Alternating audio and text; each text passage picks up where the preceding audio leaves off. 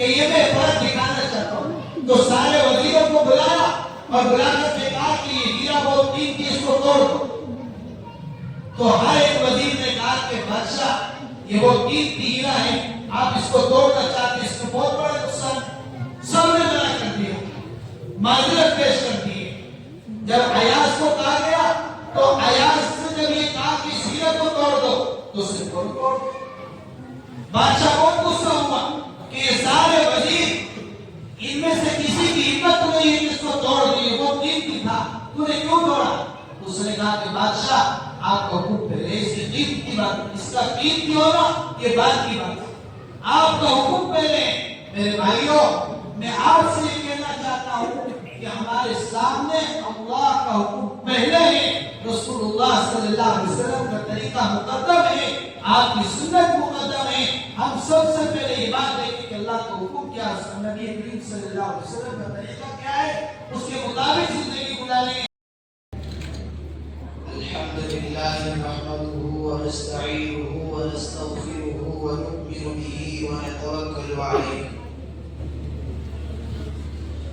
ونعوذ باللہ من شرور انفسنا ومن سیئات اعمالنا من يهده الله فلا مضل له ومن يضلله فلا هادي له ونشهد أن لا إله إلا الله وحده لا شريك له ونشهد أن سيدنا وسندنا وحبيبنا محمدا عبد الله ورسوله. أما بعد، قال الله تبارك وتعالى في القرآن الكريم والفرقان الحميد: أعوذ بالله من الشيطان الرجيم، بسم الله الرحمن الرحيم. وذروا ظاهر الإثم وباطنه إن الذين يكسبون الإثم سيجزون ما كانوا يقترفون. صدق الله العظيم. عن ابن عباس رضي الله تعالى عنهما قال له رجل قليل العمل قليل الذنوب أعجب إليك أو رجل كثير العمل كثير الذنوب؟ فقال: لا أعدل بالسلامة. انتہائی قابل احترام حضرات علماء کرام اور معزز سامعین کرام، میں سب سے پہلے باری تعالیٰ کی بارگاہ میں ہدیہ تشکر و امتنان پیش کرتا ہوں کہ جس رب کی بے پایا عنایتیں، شفقتیں اور اس کے الطاف اور انعامات کی برکت سے آج اللہ پاک نے ہمیں اس عظیم الشان اور پر نور محفل میں سعادت کی شرکت کی سعادت بخشی. باری تعالیٰ ہم سب کے یہاں مل بیٹھنے کو اور اس اجتماع کو اپنی بارگاہ میں شرف قبول نصیب فرمائے اور اس نورانی محفل کو ہم سب کے لیے ہدایت اور ذخیرہ آخرت بنائے. عموماً جو اجلاس ہوتے ہیں اور جو جلسے ہوتے ہیں اس کے دو مقصد ہوتے ہیں. ایک مقصد تو یہ ہوتا ہے کہ ہمارے مدرسے میں اور مسجد میں جس مکتب کا انعقاد کیا گیا ہے وہاں رہ کر کے آپ کے مدرسین نے، پڑھانے والوں نے، اساتذہ نے آپ کے بچوں پر، آپ کی بچیوں پر کیسی محنت کی ہے وہ ہمارے سامنے آ جائے۔ الحمدللہ عزیز مفتی محمد عبداللہ صاحب اور ان کے تمام ساتھیوں نے قوم کے بچوں پر اور طالبان علوم نبوت پر اور عاشقان فنون اسلامیہ پر ایسی محنت کی ہے کہ ہم سب کا دل مسرور اور خوش ہو گیا کہ ہمارے چھوٹے چھوٹے بچے اپنی معصوم زبانوں سے کائنات کے رب کی تعریف بیان کر رہے ہیں۔ اگر ایک عام انسان کو کھڑا کیا جائے مائک کے پاس اور اس سے یہ بات کہی جائے کہ 5 منٹ اپنے اللہ کی تعریف اور اس کی بڑائی بیان کرو، تو اس کے پیروں کے نیچے سے زمین کھسک جاتی ہے، جبکہ اس کی عمر 30 سال 40 سال اور 50 سال ایمانی زندگی میں گزر چکے۔ تو یہ عزیز مفتی عبداللہ اور آپ کے اس مدرسے کے اساتذہ کی محنت ہے کہ ابھی وہ بچہ 10 سال کا ہے، کوئی 11 سال کا ہے، کوئی 15 سال کا ہے، اور وہ اللہ کی بڑائی بیان کر رہا ہے، اللہ کی حمد بیان کر رہا ہے۔ حضرت امام حسن بصری رحمت اللہ علیہ بہت اعلیٰ درجے کے بزرگ تھے۔ آپ ان کی ولایت اور بزرگی کا اندازہ اس بات سے لگا سکتے ہیں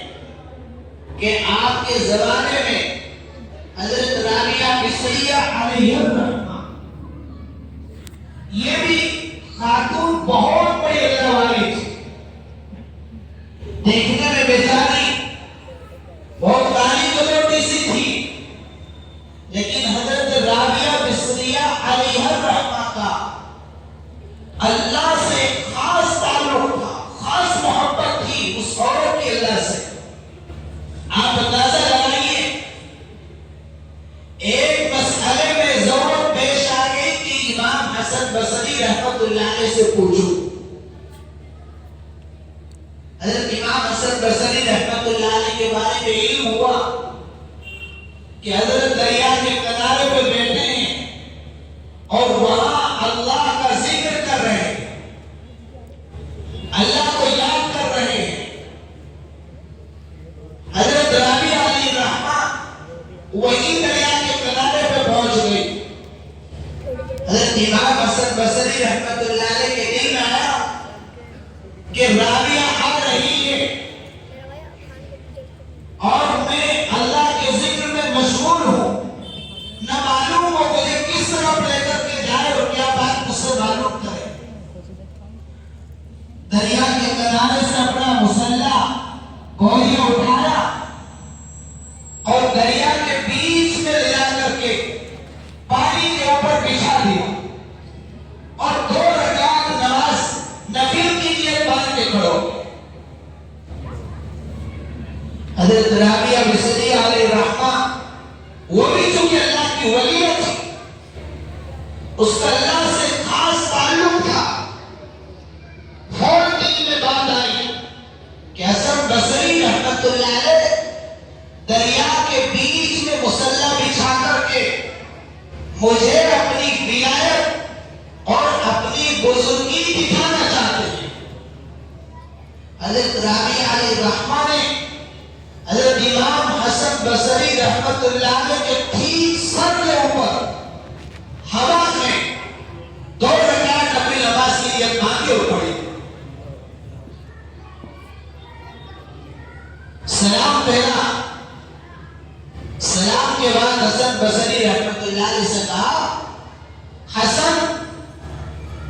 دریا پہ مسلح بچھا کے نماز پڑھنے میں کوئی کمال نہیں ہے،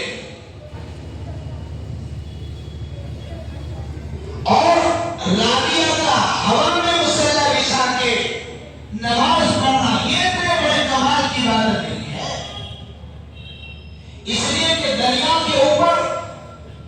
ایک چھوٹا سا تین کا لکڑی میں چھوٹا سا تین کا اس کو بھی تیرنا آتا ہے۔ حسن بصری نے اگر مسلح بچھاتے تو اس میں اتنا کوئی بڑا کمال نہیں ہے، اور رہی بات رابعہ کی، رابعہ نے ہوا میں بچھایا، یہ بھی اتنا بڑا کمال نہیں، اس لیے کہ ہوا میں مچھر بھی اڑتا ہے، مکھی بھی اڑتی ہے، اللہ کی ایک ادنا سی مخلوق وہ بھی ہوا میں اڑتی ہے، یہ کوئی اتنے کمال کی بات نہیں۔ حضرت امام حسن بصری رحمت اللہ علیہ متوجہ ہوئے اور حضرت رابعہ مصری علیہ الرحمہ سے عرض کیا کہ آپ بتائیے کہ کمال عبدیت اور کمال ولایت اور اللہ کا خاص مقام حاصل کرنے کا اور اللہ کی خاص محبت حاصل کرنے کا کیا کرنا ہے؟ حضرت رابعہ مصری علیہ الرحمہ نے فوراً ایک آیت پڑھی، وَاسْتَبِرْ لِعِبَادَتِي۔ حسن بصری کمال ولایت اور کمال عبدیت یہ ہے کہ اللہ کے بندوں کے اندر عبدیت ہے، اللہ کے ہر حکم کے سامنے انسان کوئی دلیل پیش نہ کرے، میرے اللہ کا حکم ہو اور رسول اللہ صلی اللہ علیہ وسلم کا طریق اور آپ کی سنت ہو، اس کے مطابق زندگی گزر جائے، یہ سب سے بڑی کمال ولایت ہے، یہ ہے اللہ سے تعلق اور یہ اللہ کی محبت ہے۔ بہرحال اس موضوع پر مجھے زیادہ بات نہیں کرنی تھی، مجھے آپ کو یہ بتلانا تھا کہ امام حسن بصری رحمت اللہ علیہ نے فرمایا کہ اللہ کو ساری عبادتوں میں نماز، روزہ، حج، زکات، تلاوت کلام اللہ اور تہجد اور اوابین، ساری نمازوں میں، ساری عبادتوں میں سب سے زیادہ جو عبادت پسند ہے وہ اللہ کو اپنی بڑائی ہے، اپنی تعریف ہے، اپنی تعریف کو اللہ پاک سب سے زیادہ پسند کرتا ہے۔ آپ مجھے بتائیے تو صحیح کہ اس ساری کائنات میں وہ کون سا انسان ہے، وہ کون سی مخلوق ہے جو اپنی تعریف کو پسند نہ کرتی ہے؟ وہ رب جس نے ساری کائنات کو بنایا ہو، وہ رب کہ جس نے مجھے اور آپ کو وجود دیا ہو، جو دنیا کا بھی مالک ہے، آخرت کا بھی مالک ہے، جو دنیا کا بھی بادشاہ ہے، آخرت کا بھی بادشاہ ہے، کیا اس کو اپنی تعریف پسند نہیں ہوگی؟ حضرت امام حسن بصری رحمت اللہ علیہ نے اس پر دلیل پیش کی ہے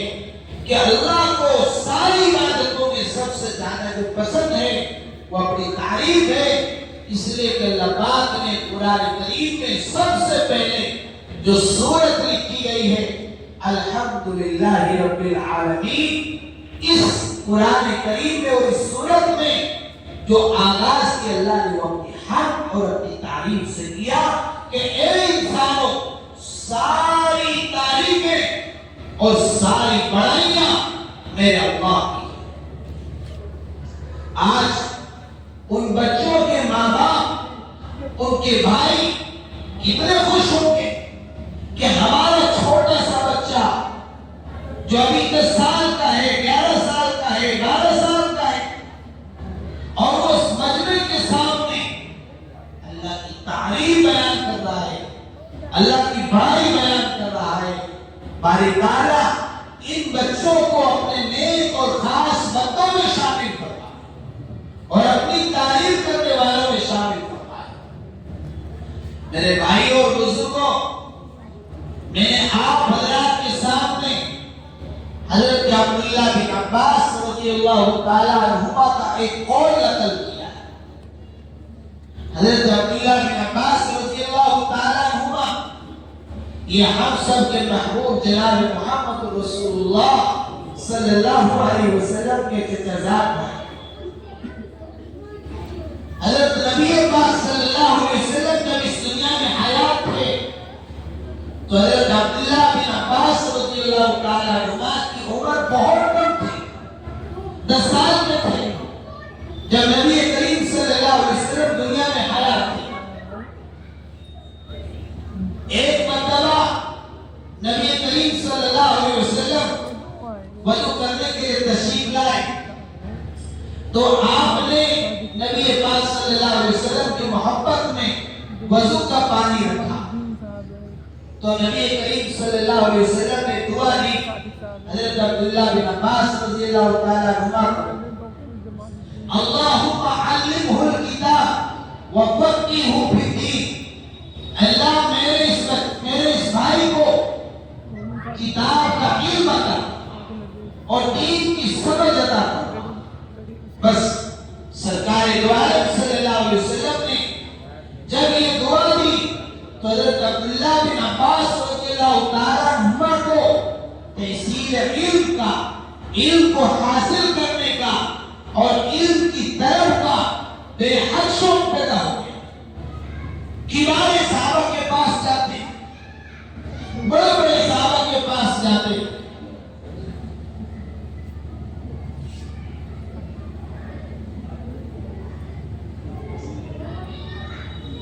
صحابہ اکرام کے پاس جاتے، ان کی خدمت کرتے اور اس لیے سے جاتے تھے کہ اس صحابی کے پاس محبوب دو عالم صلی اللہ علیہ وسلم کا کوئی فرمان اور کوئی ارشاد ہوگا، میں اس کو سنوں گا اور سن کو محفوظ کروں گا اور پھر لوگوں تک اس کو پہنچاؤں گا۔ اس علم کی طرف اور شوق پیدا ہو گیا نبی کریم صلی اللہ علیہ وسلم کی اس دعا کی وجہ سے۔ اسی لیے ہمارے علماء اور بزرگ فرماتے ہیں کہ جب تمہارے مکان پہ اور تمہارے گھروں میں، تمہاری بستیوں میں، تمہاری مسجدوں میں وقت کا ولی آئے، وقت کا بزرگ آئے، عالم دین آئے تو تم اپنے بچوں کو ان علماء کی خدمت سکھاؤ تاکہ اس عالم کی وہ نظر ولایت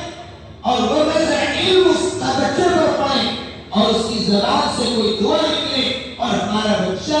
اللہ کے یہاں مقبول اور محبوب بن کر نشان۔ ہماری مجلس میں حضرت مولانا مفتی محمد واسف صاحب دامت برکاتہم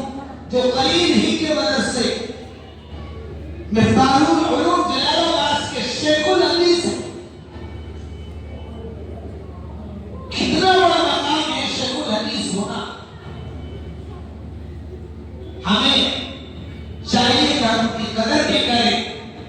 اور اپنے بچوں سے بات سکھائیں کہ جب بھی کسی عالم سے ملاقات ہو، کسی عالم دین سے ملاقات ہو تو ان سے دعا لینے کی کوشش کریں، سکھائے ہوئے۔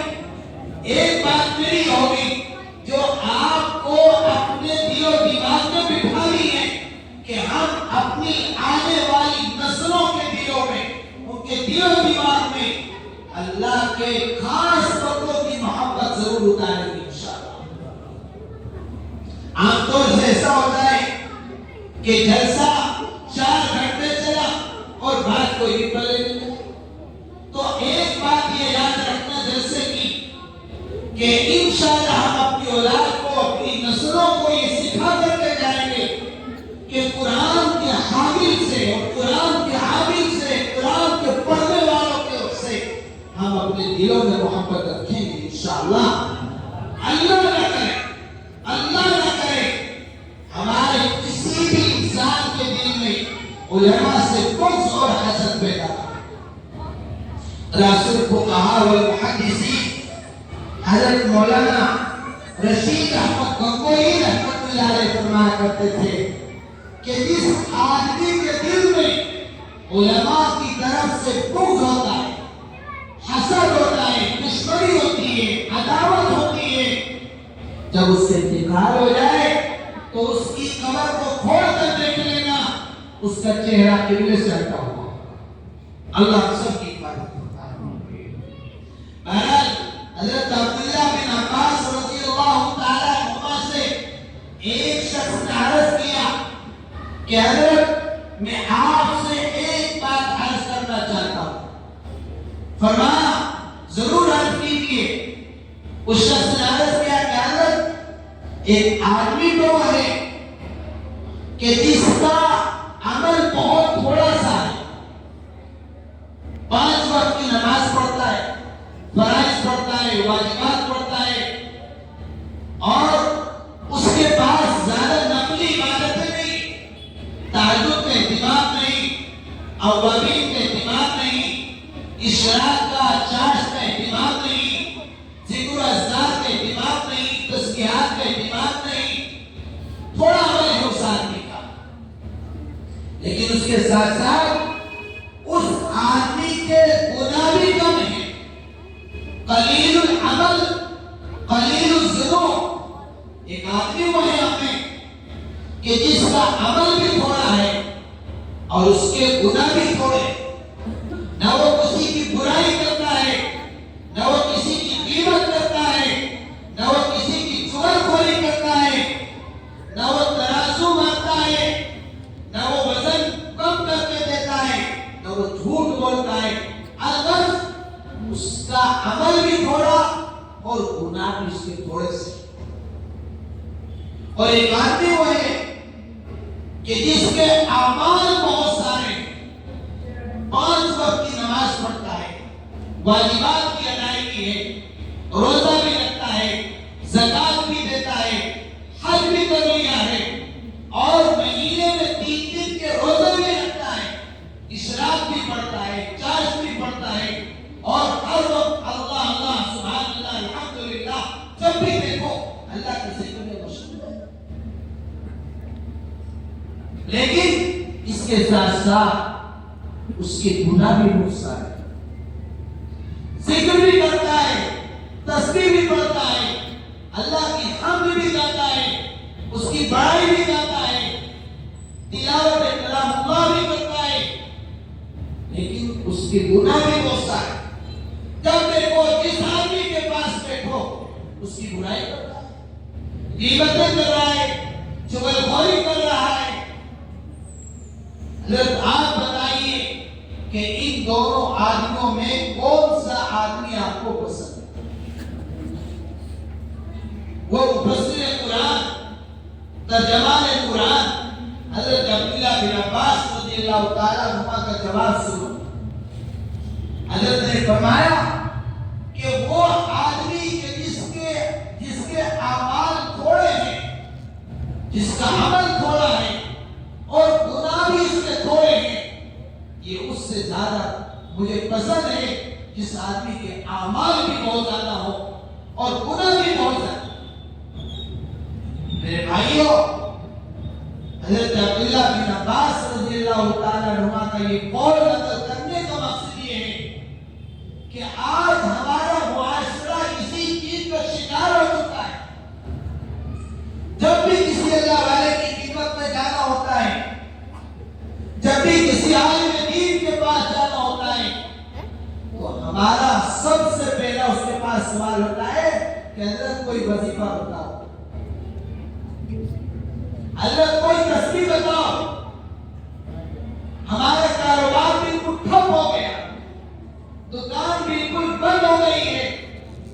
میں بھی پریشان، میرے بچے بھی پریشان، اور کوئی وظیفہ۔ میرے بھائیوں، آج میں آپ سے مفسر قرآن کے حوالے سے یہ بتانا چاہتا ہوں کہ اللہ کے ذکر کا فائدہ بے شمار،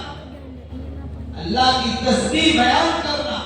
اس کی بڑائی بیان کرنا، اس کی حمد گانا، یہ بہت اچھی عبادت ہے، لیکن اللہ کو یہ بہت زیادہ پسند ہے کہ انسان گناہوں سے بچ کر زندگی کو گزارے۔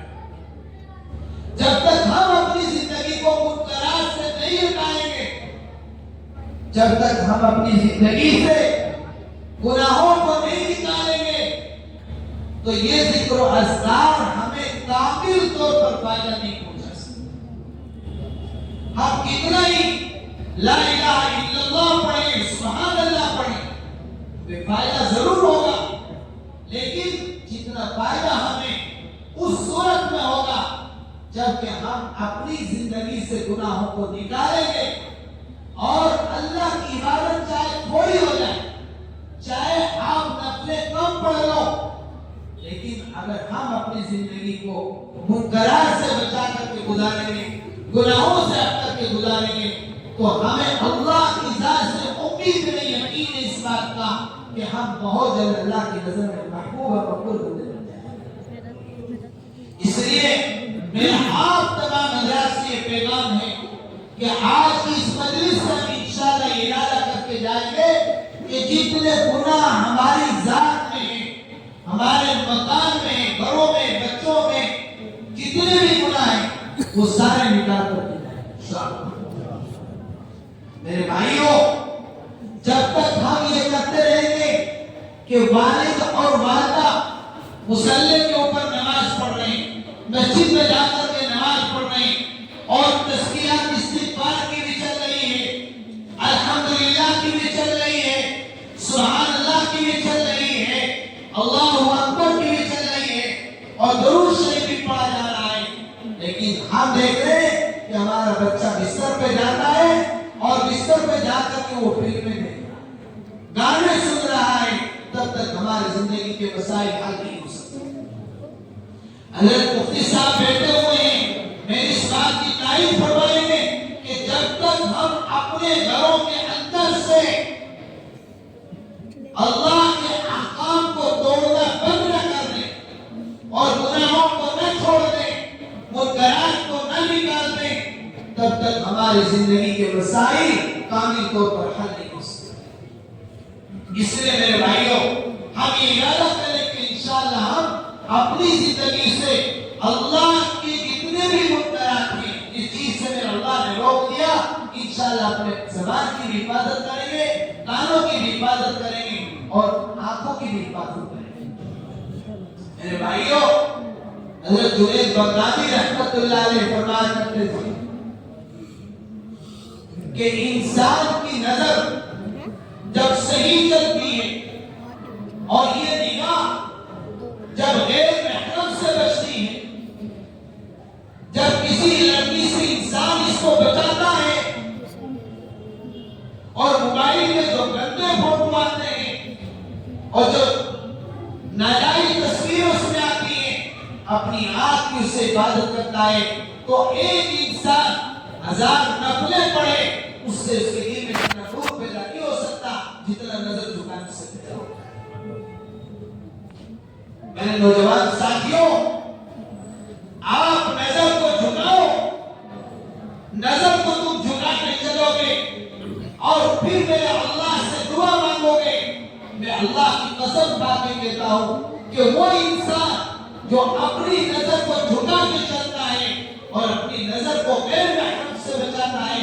اگر وہ یہاں زمین اور فرش پہ بیٹھ کے دعا مانگے گا، عرش کے فرشتے اس کی دعا میں اپنی یہ اتنا بڑا عمل ہے. ہم اپنی نظر کو جھکا کے چلیں. بڑا تعجب ہے، بہت افسوس ہے کہ ہماری بہت زیادہ قریبی میں، بہت زیادہ قریبی میں، ہمارے رشتہ داری میں اس کے ماں باپ کو خبر نہیں، اور ہم اس بچی سے ناجائز طریقے سے اپنے موبائل سے راتوں میں باتیں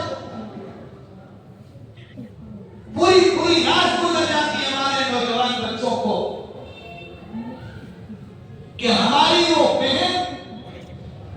ہم اس سے چھوڑ کر کے باتیں کرتے ہیں. میرے نوجوان ساتھیوں،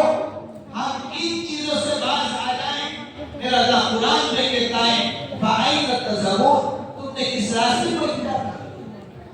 کہاں جا رہے ہو؟ اپنے اللہ کو چھوڑ کر، وہ اللہ جو تم سے پیار کرتا ہے، وہ اللہ جو تم سے محبت کرتا ہے، اس اللہ نے آپ کو وجود دیا ہے، اس کے دھوکے میں ڈال دیا. یا ایوہ انسان ما غرک بربک الکریم، انسان رب کریم کے بارے میں آپ کو کس چیز نے دھوکے میں ڈال دیا.